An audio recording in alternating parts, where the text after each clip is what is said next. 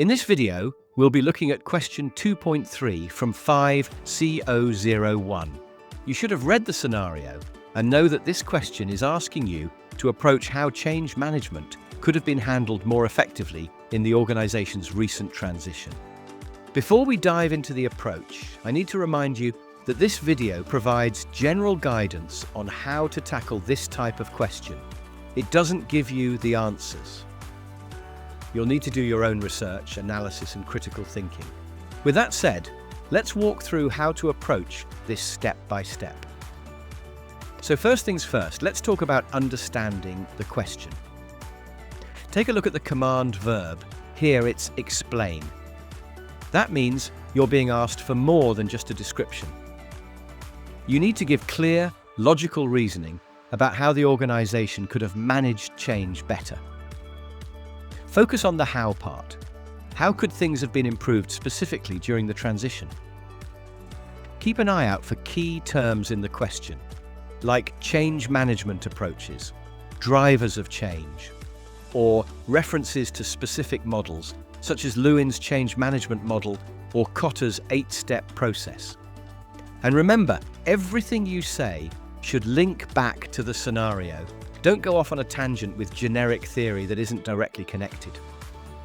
All right, now let's talk about making judgments, not just describing what happened. Don't get stuck just retelling events from the case study. Instead, explore how well, or maybe not so well, the change was managed.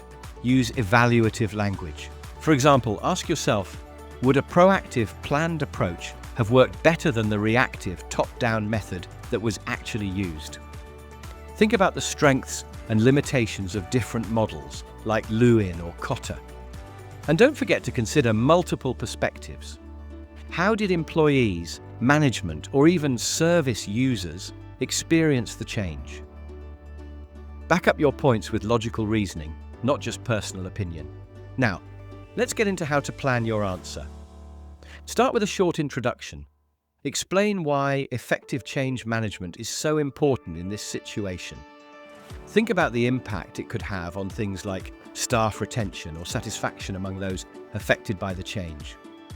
After that, break your main answer into 2 or 3 focused sections.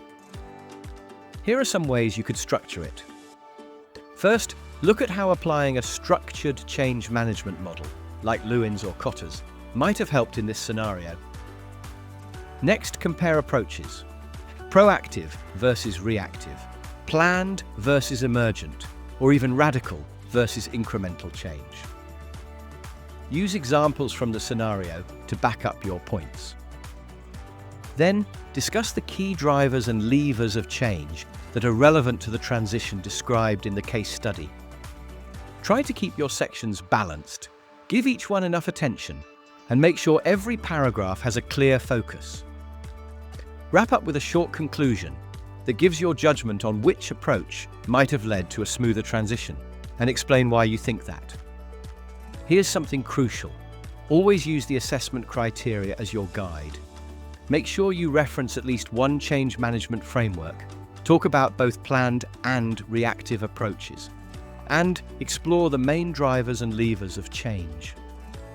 Structure your answer so it's obvious you've covered all these bases. They should be your anchor points throughout. When it comes to using sources and referencing, you'll want to pick 2 or 3 academic sources that are directly related to change management and the frameworks you've chosen. Paraphrase their main points to show your understanding, and use Harvard referencing in text to support your analysis. Make sure your references are integrated naturally. They should back up your key arguments, not just sit at the end of paragraphs. Now, let's connect theory to the scenario. Pull in specific details from the case study. For instance, if there was a shift in management style, a lack of communication, or a problem with employee involvement, mention these.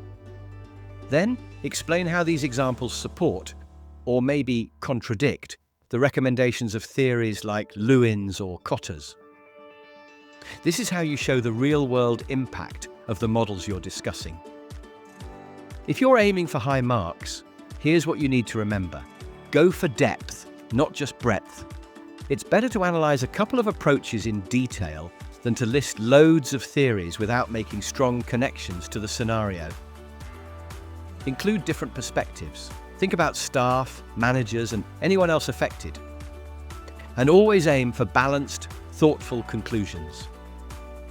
Finally, keep your writing clear and concise. Prioritize points that are most relevant and impactful. Use short, direct sentences.